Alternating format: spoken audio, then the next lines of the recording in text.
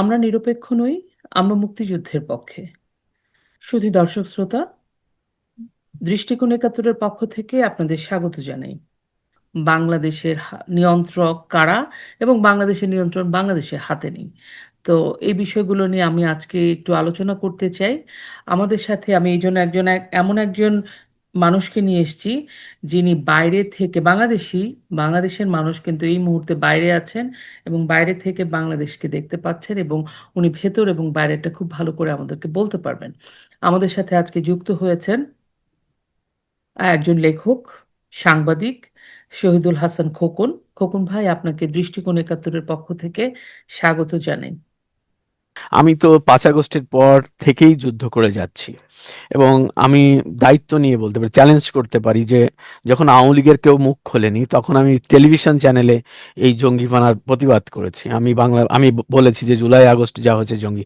আমি 4 আগস্টও বাংলাদেশ টেলিভিশনে, আমি 4 আগস্ট সন্ধ্যায় আমি শো করেছি বাংলাদেশ টেলিভিশনে। আমি বলেছি যে এই আন্দোলন এখন সিআই এর আন্দোলন, আইএসআই এর আন্দোলন। তো আমি তো স্বাভাবিক কারণে আমাকে দেশ ছাড়তেই হয় স্বাভাবিক ছিল। এবং আমি দেশ ছেড়ে বসে থাকিনি একটা দিনের জন্য। আমি অর্গানাইজ করেছি, আমি নিজে বলেছি, মানুষকে দিয়ে বলানোর চেষ্টা করেছি। ভারতীয় মিডিয়াতে যাদেরকে দেখেন আওয়ামী লীগের হয়ে কথা বলে, আমি অর্গানাইজ করেছি। আমি চ্যালেঞ্জ করে বলতে পারি যে পার্সোনালি কাউকে, ভারতের লোকজনের সঙ্গে এদের কানেকশন ছিল না। বড় বড় রথী মহারথী এখন কথা বলে, কিন্তু আমি লাইনটা জানি। আমি আমি তৈরি করেছি। এখন আমার প্রশ্ন হচ্ছে, সেটা আমার কৃতিত্ব নেওয়ার কিছু নেই। আমি দেশের জন্য করেছি, আমি মুক্তিযুদ্ধের জন্য করেছি, আমার চেতনার জন্য, আদর্শের জন্য করেছি। আমার প্রশ্ন হচ্ছে যে এখন আমাকে না জেনে যদি আপনি একটা মন্তব্য করে ফেলেন, তখন তো আমার জন্য সেটা কষ্টদায়ক, খুব এম্বারাসিং, ওইটাই আর কি, এম্বারাসিং না? ওইটাই। এখন আমি কে, এটা আমি শেখ হাসিনার সঙ্গে কথা বলে আমি বই লিখছি কি লিখছি না সেটা তো আমি জানি, শেখ শেখ হাসিনা হাসিনার প্রয়োজনে। অত সময় নাই যে কে কথা হুম, হুম। বলবে তাকে। যাই হোক, হ্যাঁ, ভেরি না বিজি এটাই। পার্সন। আর আমরা ওগুলা নিয়ে আমরা চিন্তা এই করি না। বইটাতে খুব অল্প একটু কথাই লিখেছি। সেটাও আপনাকে বলি, সেটা ইন্টারেস্টিং, দর্শকদের জানা দরকার। কারণ বই তো আমরা সবার হাতে এখন তুলে দিতে পারছি না। আমরা ওনাকে ফোন করেছিলাম, ওনাকে যথারীতি আমরা এটা সালাম কি দিয়ে পাঁচ বললাম যে আগস্টের পর? হ্যাঁ এই তো এটা যে কোরবানির ঈদ ছিল, যে লাস্ট লাস্ট কোরবানির ঈদ। ইয়ার? ওকে। হ্যাঁ, তো উনাকে আমরা প্রশ্ন করেছিলাম, আপা কেমন আছেন? উনি বলে খুব ভালো আছি। হ্যাঁ, মানে খুব ফুরফুরে মেজাজ, ঈদের দিন ছিল তো। তো আমরা বললাম যে বাংলাদেশে যে ছাত্র আন্দোলন হলো, এটা নিয়ে আমরা একটা বই লিখতে চাই। বলে ছাত্র আন্দোলন? নো, বাংলাদেশে কোনো ছাত্র আন্দোলন হয়নি, এটা জঙ্গি হামলা ছিল। জঙ্গি, হ্যাঁ। আমাকে আমাকে পরিকল্পিতভাবে উৎখাতের জন্য একটা পরিকল্পনা ছিল, সেটার বাস্তবায়ন হচ্ছে জুলাই আগস্টের মধ্য দিয়ে। আমি বললাম যে আপা, তা বলছে যে কি বই, কি? আমি বলছি ইনশাল্লাহ বাংলাদেশ বইটা না। বলছে ইনশাল্লাহ বাংলাদেশ কেন? তা আমি বললাম যে ইনশাল্লাহ বাংলাদেশ হচ্ছে যে বাংলাদেশ ইনশাল্লাহ আবার তার জায়গায় ফিরে যাবে, সেই কাঙ্ক্ষিত জায়গায়, যে বাংলাদেশ আমরা চেয়েছিলাম, যে মুক্তিযুদ্ধের বাংলাদেশ, আমাদের পূর্বসূরিদের যে বাংলাদেশ, যারা আমাদেরকে অর্জন করে দিয়ে গেছিল। তা বলছে তোমরা তো পজিটিভলি লিখছো, কিন্তু এটা নিয়ে তো যারা মোল্লারা, যারা বই পড়বে না, যারা ইংরেজি বোঝে না, ওরা তো বলবে যে তোমরা ক্রিটিসাইজ করছো, ধর্ম অবমাননা করছো। তো সেটা অ্যাবসলিউটলি একদম ঠিক বলেছেন প্রধানমন্ত্রী, কিন্তু একদমই রাইট বলেছেন যে এটা ইনশাআল্লাহকে, মানে আল্লাহর নাম নিয়ে ক্রিটিসাইজ। তা বললাম না আপা, এটা আমরা কাউকে ক্রিটিসাইজ করছি না, আমরা জুলাই আগস্টে যা ঘটেছে বাংলাদেশে সেটা বলার চেষ্টা করছি, এবং জুলাই আগস্টের পর কেন বাংলাদেশটাকে জঙ্গিপনা বা পাকিস্তান পন্থায় ফিরে গেল, কিভাবে ফিরে গেল, সেটা নিয়ে লিখছি। তো বলছে যে ঠিক আছে, যা খুশি লিখো, আমাকে নিয়ে লিখো, আমার দলের নেতাদের নিয়ে লিখো, আমার দলকে নিয়ে লিখো, কোনো সমস্যা নেই, কিন্তু আমার বাংলাদেশকে ছোট করো না। উনি স্পষ্ট করে বলেছেন আমাদের। আমরা জাস্ট এই কথাটুকুই প্রধানমন্ত্রীর আমরা এই বইটাতে লিখেছি। আর প্রধানমন্ত্রীর কোনো বক্তব্য আমার আমাদের একদম বইতে নেই। ইয়ে দাঁড়ায় গেছে একদম। হ্যাঁ, আমাদের বইতে আর কিছু নেই। কিন্তু ওই যে যিনি, যে ভদ্রমহিলা লিখেছেন, উনি লিখেছেন যে আমরা প্রধানমন্ত্রী বলেছেন আমাদের, আমরা সেইটা লিখেছি। মানে ভেরি, কি বলবো আচ্ছা, যে আর। হুম, ওনার কথা বাদ দেন, কে কি লিখেছে হুম, ওগুলো নিয়ে চিন্তা করে লাভ নেই। আমরা এবার একটু প্রশ্নে আসি। হুম। হুম, আমি অনেকক্ষণ কথা হলো। এই যে যেটা বললাম যে বাংলাদেশে একটা এখন মনে হচ্ছে বাংলাদেশটা বাংলাদেশের কোনো বাংলাদেশে তো আসলে কোনো সরকার নেই। একটা অবৈধ অনির্বাচিত, মানে এবং জনগণের সাথে সম্পর্কহীন একটা অবৈধ সরকার চালাচ্ছে ডক্টর ইউনূসের নেতৃত্বাধীন। এটা আমরা জানি। কিন্তু মনে হচ্ছে কি তারপরেও দেশের ভিতরে না, দেশের বাইরে থেকে সব নীতি নির্ধারণ করা হচ্ছে, সমস্ত কিছু না। আমাদের ভবিষ্যৎ নির্বাচন কেমন হবে, কোন সরকার ক্ষমতায় আসবে, এরকমও শোনা যায় কোন দলের প্রধান কে হবে, সেগুলোও নাকি তুরস্ক বা এই ধরনের দেশগুলোতে কথা হচ্ছে। তো চারটা বড় বড় দেশ পৃথিবীতে এখন: ভারত, আমাদের নেবারিং কান্ট্রি, আমাদের মিত্র রাষ্ট্র। হুম, হুম, আমরা যত কথাই বলুক, বাংলাদেশে যে যাই বলুক, এটাই আমাদের সত্যি কথা যে আমাদের তিন দিকে Bharat. Bharat, Myanmar, Myanmar powerful না হলে মিয়ানমারের একটা গুরুত্বপূর্ণ ভূমিকা বা রিলেশনশিপের একটা ব্যাপার আছে, কিন্তু ভারত, চায়না, রাশিয়া এবং আমেরিকা, যেটা আপনি বললেন, এই চারটা রাষ্ট্রের কথা। এবং যখন নাকি আওয়ামী লীগ ক্ষমতায় ছিল, একটা কথা প্রায় হয়তো বাংলাদেশে, মানে রন্ধ্রে রন্ধ্রে ছড়িয়ে গেছে বাংলাদেশ আমেরিকান ইন্ডিয়ান ইন্টেলিজেন্স, এবং ওরাই চালাচ্ছে। কিন্তু মূলত 11 মাসে 17 মাসে আমরা দেখলাম পুরোটাই মিথ্যা কথা, পুরোটাই প্রোপাগ্যান্ডা ছিল, অ্যান্টি ভারত একটা বিদ্বেষ ছড়িয়ে আসা।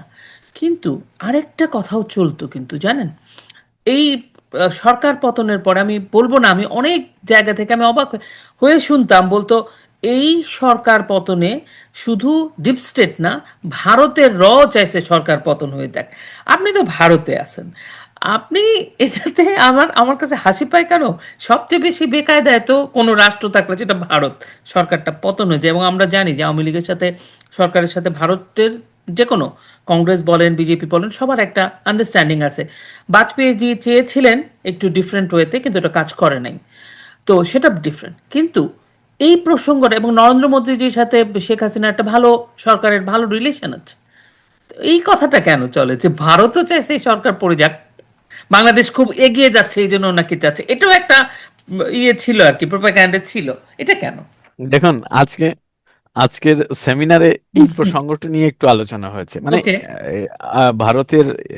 ভারতের অংশগ্রহণ বা ভারতের হস্তক্ষেপ নয়, এটি হয়েছে শেখ হাসিনা আহ, এবং ভারত, এটা নিয়ে আলোচনা হয়েছে। সেই ওকে। আলোচনাটায় বিনা সিকটিকে একজন প্রশ্ন করেছিলেন। উনি, ভদ্রলোক যিনি প্রশ্ন করেছিলেন, উনি ইন্ডিয়ান নেভির একজন অফিসার, ওকে। আমি নাম বলছি না।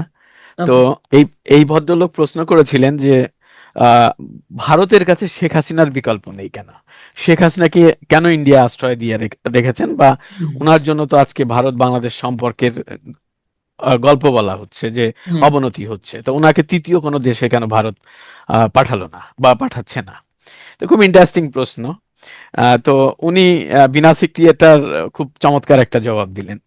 উনি বললেন যে দেখেন, 15 বছরে একটানা বাংলাদেশে শেখ হাসিনার সরকার ছিল, লাস্ট গভর্নমেন্ট। হুম। উনি ওর আগেও 5 বছর ছিলেন। আমি তৎকালীন সময়ে ভারতের, যখন উনি আহ, ওনার সরকার চলে যায় 1996 সরকার, 2001-এর পর আমি বাংলাদেশে একটা সময় হাই কমিশনার হিসেবে দায়িত্ব পালন করি, এবং আমি ওই বাংলাদেশটা দেখেছি যখন শুধু বিএনপি না, বিএনপির অ্যাসোসিয়েট ছিল জামাত ইসলাম। জামাত ইসলাম। তো আমি সেই জামাত বিএনপির শাসনটা দেখেছি, নিজ চোখে দেখেছি। হ্যাঁ, এবং আমি সেখানে দেখেছি যে ভারত কেন তাদেরকে অপছন্দ করতে হবে। সেই অভিজ্ঞতা নিয়েই আমি ভারতে ফিরেছিলাম। এবং দেখেন, 15 বছর বাংলাদেশে শেখ হাসিনার শাসন ছিল। শেখ হাসিনার সঙ্গে আমাদের কি পাওয়ার ছিল সেটা বড় কথা না, কিন্তু শেখ হাসিনার দেশের মাটি ব্যবহার করে ভারতের বিরুদ্ধে কোনো চক্রান্ত করা যায়নি, কোনো সুযোগ দেওয়া হয়নি। তো শেখ হাসিনাকে আমরা বন্ধু হিসাবে ভাববো না শত্রু হিসাবে ভাববো?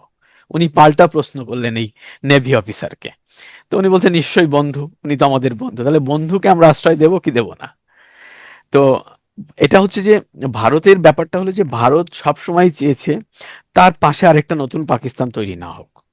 1971-এ তারা মুক্তিযুদ্ধে কেন সহযোগিতা করেছিল? অনেকেই বলে নিঃস্বার্থ, আমি বলি না, নিঃস্বার্থভাবে ভারত বাংলাদেশের পাশে দাঁড়ায়নি।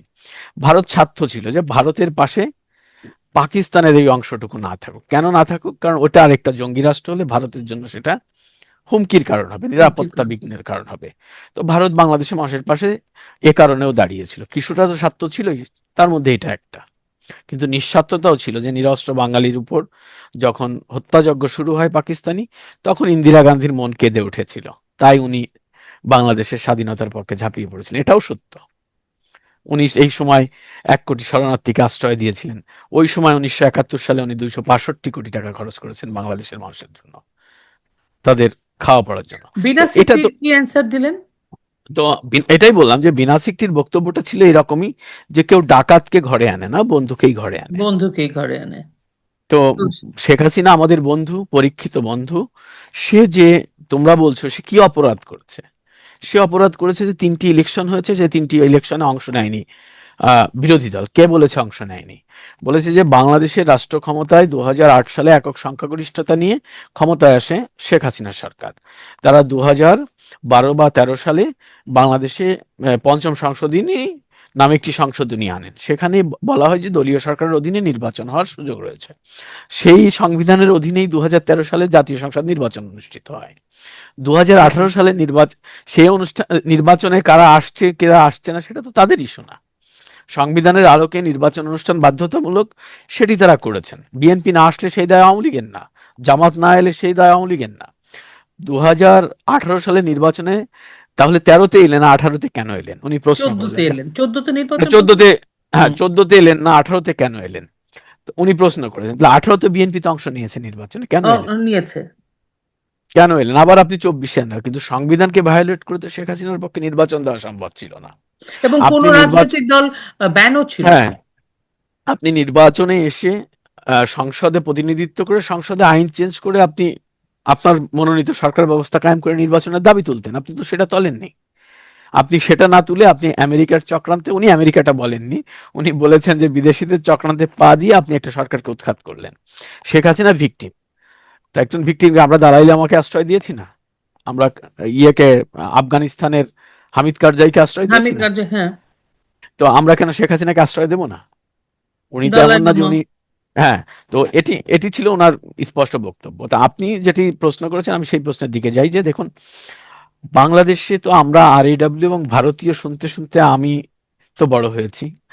এবং আমাকে তো প্রচন্ডভাবে বলা হয় যে আমি ভারতের দালাল, RAW দালাল। তো এটা আমার, আমাকেও বলে। আমি আমি তো নিজে থেকে, শোনেন, আমি তো নিজে থেকে কখনো এত বড় উপাধি পাওয়ার সত্ত্বেও আমি নিজেই জানি না যে RAW বা এই ভারতের দালাল কিভাবে হতে হয়।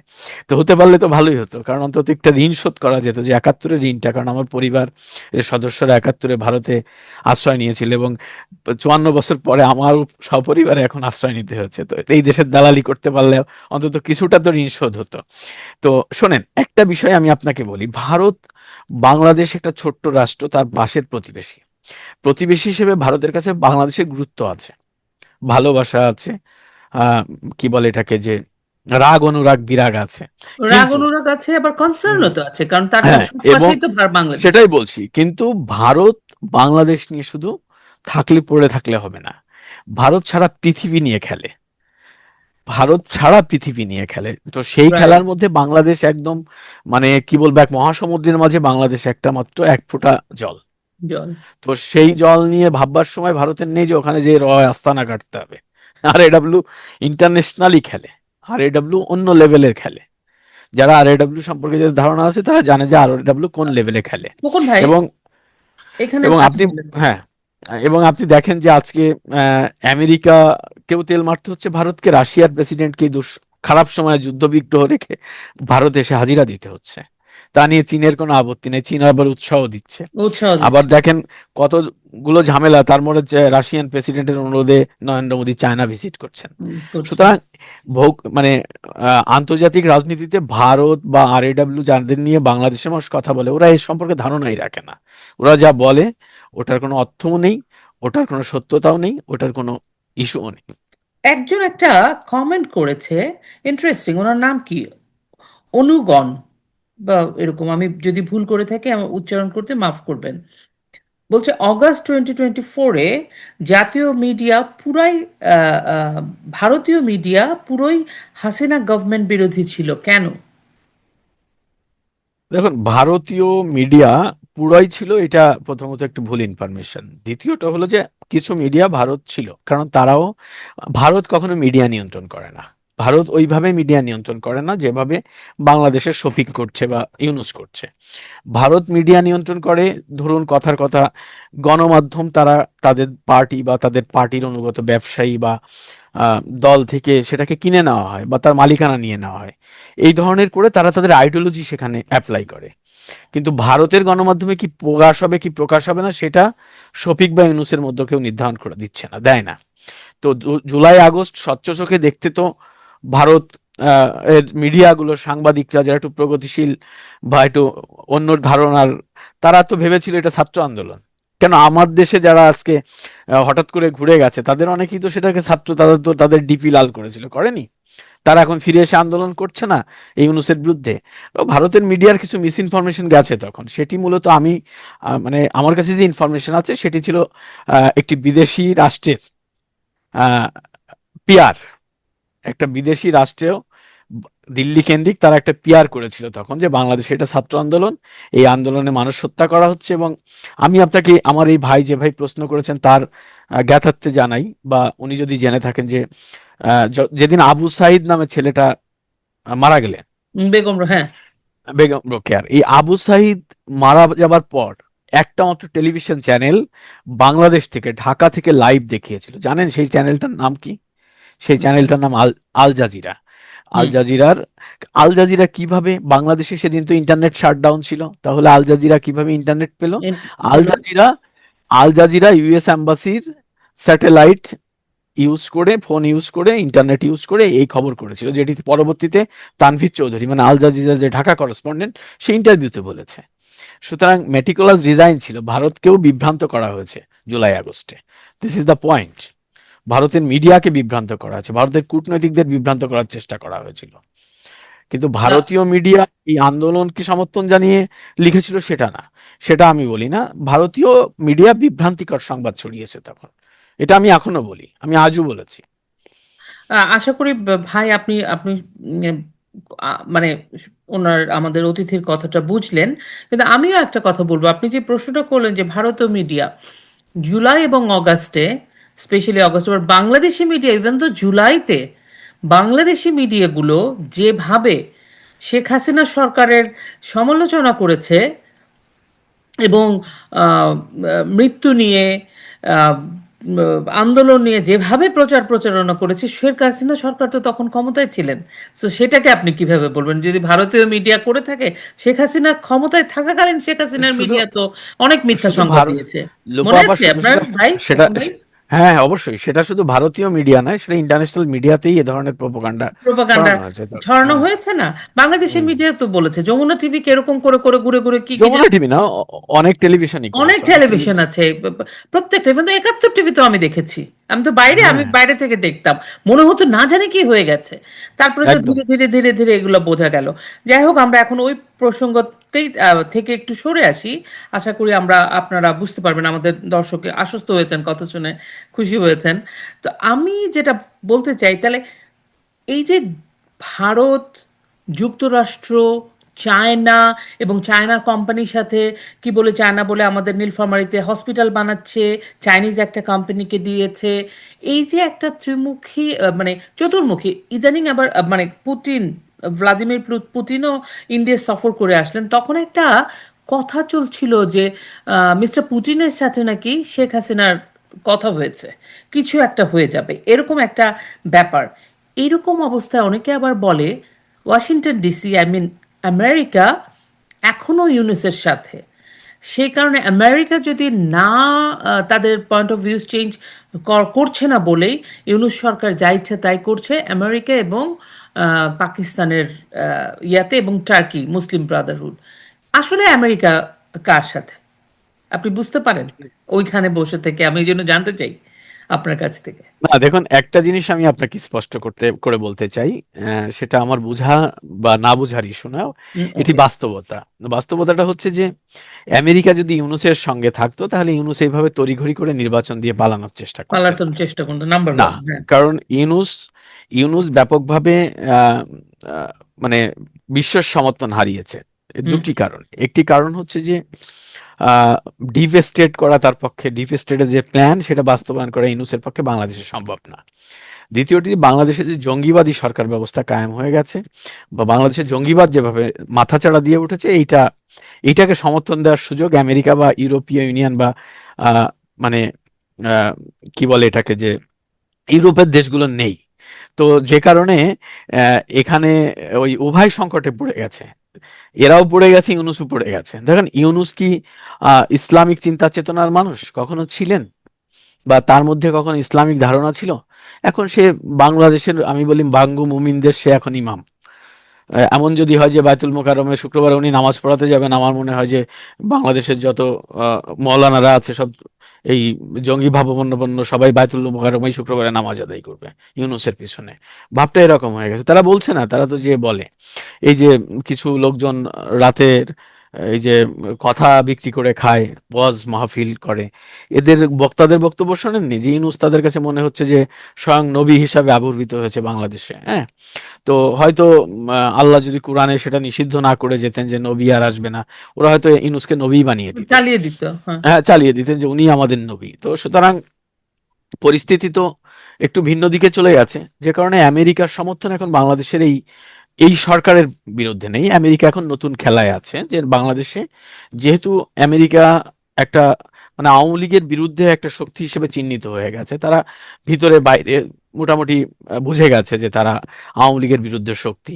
সুতরাং আমেরিকা চাইছে আওয়ামী লীগের বিরুদ্ধে মানে আওয়ামী লীগের বিরুদ্ধে কোনো রাজনৈতিক দলকে বা রাজনৈতিক জোটকে রাষ্ট্র ক্ষমতায় বসিয়ে দেওয়া যায় কিনা। যে কারণে তারা কিন্তু আওয়ামী লীগের মতো তারা গণতন্ত্রের কথা বলে, তারা অনেক কথা বলে, কিন্তু দেখেন আহ, বাংলাদেশে একটা জরিপ যদি কোনো পত্রিকা বা কোনো সোশ্যাল মিডিয়া হয়, আপনি কি দেখেন সেখানে 60-70% মানুষ বলে যে আওয়ামী লীগকে নির্বাচনে অংশগ্রহণ করার সুযোগ দিতে হবে। প্রথম আলো রিসেন্ট জরিপে 72% মানুষ 70। বলেছেন যে আওয়ামী লীগকে নির্বাচনে সুযোগ দিবে, কিন্তু আমেরিকা তো বলছে না যে আওয়ামী লীগকে ফেরত দিতে হবে। আমেরিকা তো এতদিন বলে এসছে হিরো আলম, হিরো আলমকে তো চেনেনি, হিরো আলমকে হ্যাঁ, মারলে হিরো আমেরিকা আলম গান, হ্যাঁ সোশ্যাল মিডিয়া হ্যাঁ, হিরো ইনফ্লুয়েন্সার। আলমকে হিরো আলমকে মারা হয়েছিল, কেউ মেরেছিল, তা নিয়ে আমেরিকান আমার এম্বাসি মনে বিবৃতি আছে দিল। এটা, খবরটা তখনই অথচ চিনছি আওয়ামী লীগের ওনাকে, মতো হিরো অথচ আলমকে।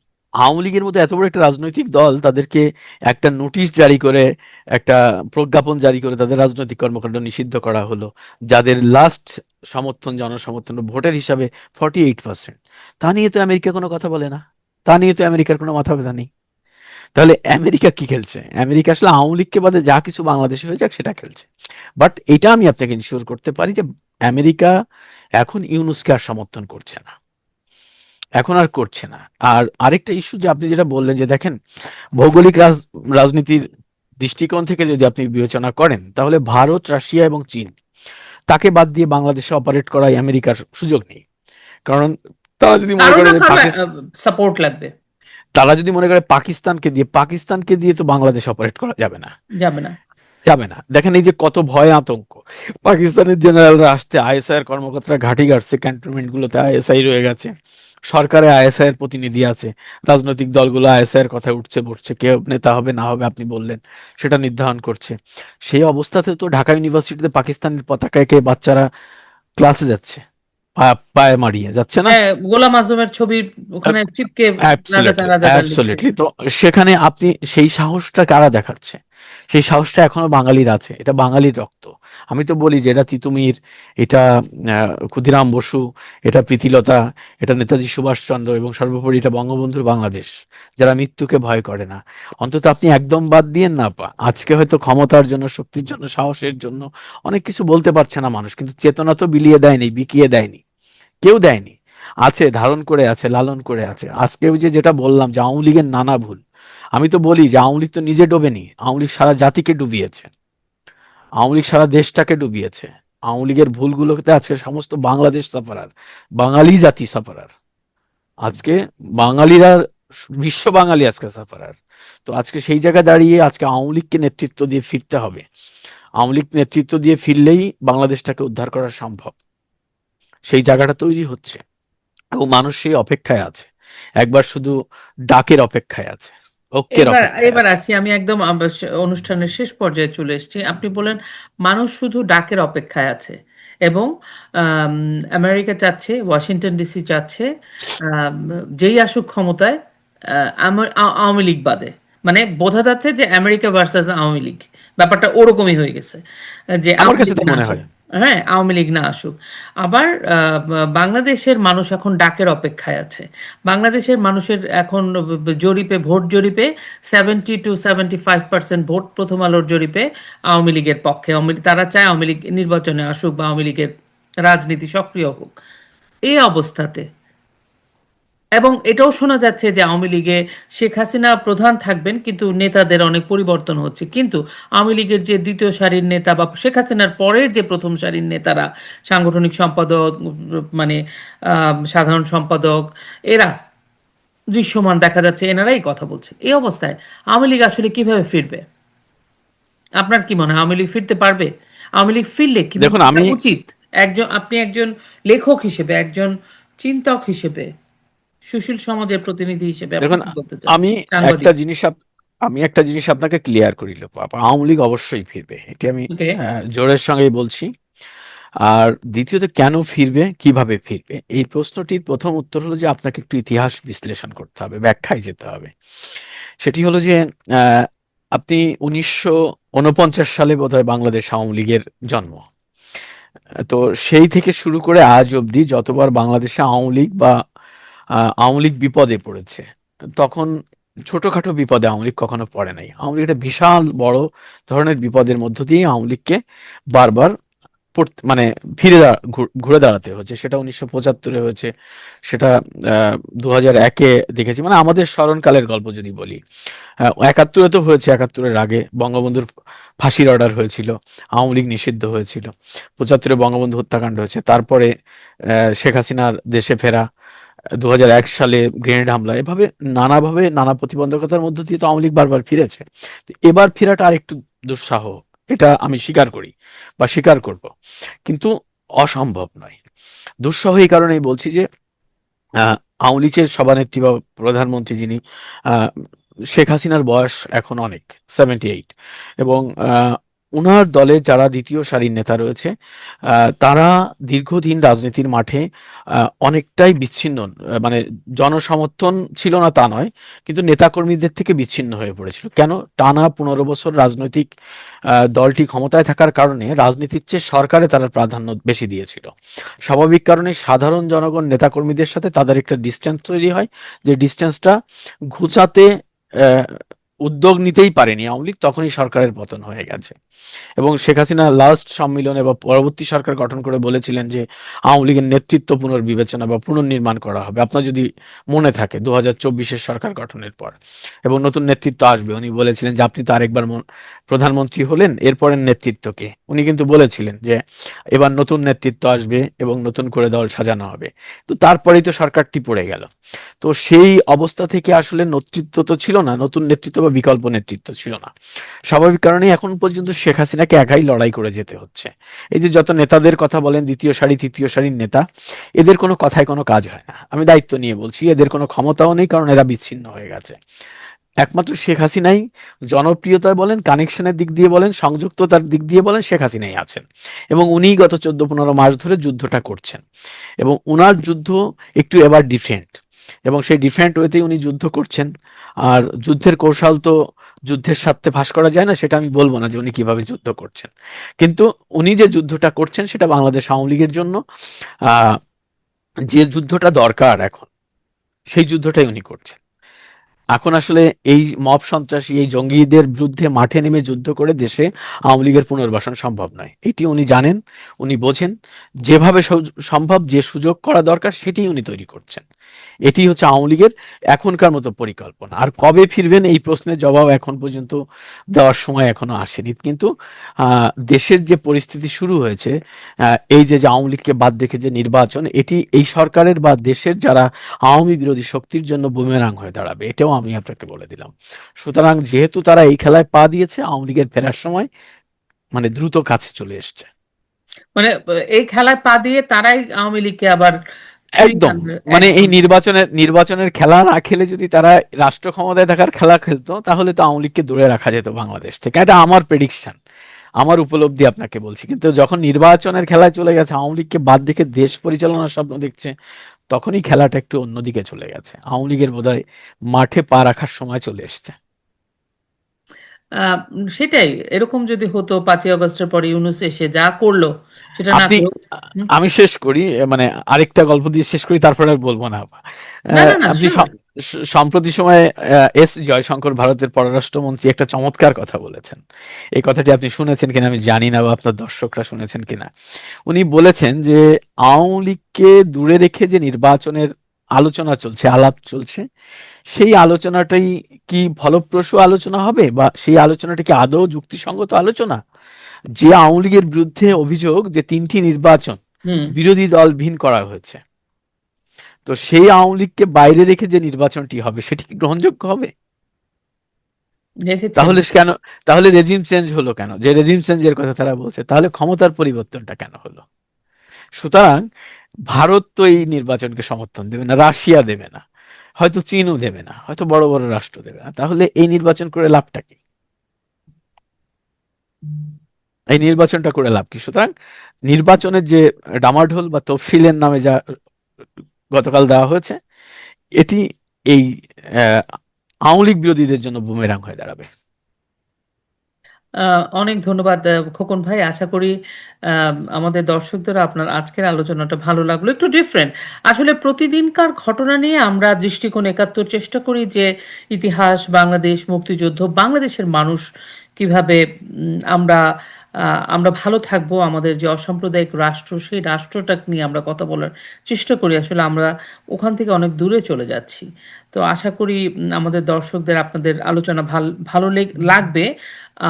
আমাদের চ্যানেলটিকে দৃষ্টিকোণ একাত্তরকে সাবস্ক্রাইব করবেন, শেয়ার করবেন। আমরা মূলত খোকন ভাই লাইভ এত করি না, আমরা রেকর্ড করি। রেকর্ড করার পরে সেটাকে পাবলিশ করি। কিন্তু আজকে মনে হলো আমি কোনো পূর্ব প্রস্তুতি ছাড়া আমার মনে হলো আপনার শোটা একটু লাইভ করি। লাইভটা যাক, তারপরে আমরা ওইটাকে আবার রেকর্ড করে আমাদের দর্শকদের দিব। আশা করি তখন তা দেখতে পাবে, আপনারা দর্শকরা দেখতে পাবেন। খোকন ভাই অনেক ধন্যবাদ, আপনি আমাকে সময় দিয়েছেন, বললাম আর আপনি সময় দিয়ে দিয়েছেন।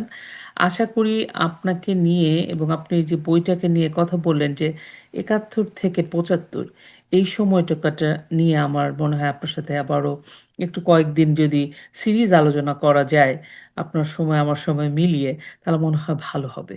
দর্শকরা অনেক কিছু জানতে পারবে, তাই না? আপনার আর আমার হুম। হয়তো সমসাময়িক বয়স হবে, আমাদের লেন্সে ওই সময়টাকে আমরা কিভাবে দেখছি বা তার পরবর্তী প্রজন্ম আসলে কিভাবে বুঝতে পারে, পড়া উচিত।